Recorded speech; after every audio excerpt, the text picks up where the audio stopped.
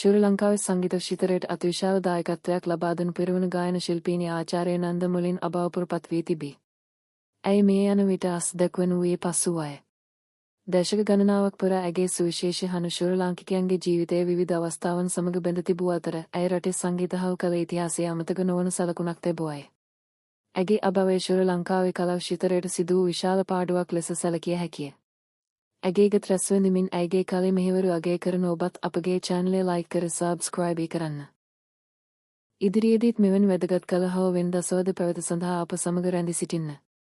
නන්ද මුලින්ගේ විශේෂත්වය වූයේ ඇගේ අසමසම ගායන හැකියාව පමණක් නොවේ. සාමාන්‍ය ජනතාවගේ හැඟීම් බලාපොරොත්තු සහන සහ ජීවිත අත්දැකීම්ගත තුලින් ප්‍රකාශ කිරීමට ඇයට තබුව හැකියාව ඇයව අනෙකුත් ගායන ශිල්පීන්ගෙන් වෙනස් කළේය. ඇගේගත් බොහෝ විට සරල වෙනදසවාදයකින් ඔබට ගොස් සමාජය සංස්කෘතිය සහ මිනිස් ජීවිතය පිළිබඳ අදහස් ඉදිරිපත් කළේය. පරම්පර ගණනාවක් ශ්‍රී ලාංකිකයන් ඇගේගත සමග වැඩ ඇති. ගුවන්විදුලි නාලිකාව නිවසල සංගීත පිරිසගේ සහ විවිධ ජාතික අවස්ථාවන්හිදී ඇගේ හඬ නතර ඇසුණා. සතුටුදග ආදරය බලාපොරොත්තු සහ ජීවිතය පිළිබඳ විවිධ හැඟීම් ඇගේගත හරහා ජනතාව වෙත සමීප විය. කාලය වෙනස් වුවද නන්ද මුලින්ගේ නිර්මාණවල වටිනාකම අඩු නෙවෙයි. ශ්‍රී ලාංකික සංගීතයට ඇය කළ සේවය සහ ඇය ගොඩනැගී කලේ උරුමය ඉදිරි පරම්පරවන්ටද වැදගත් වන ඇති.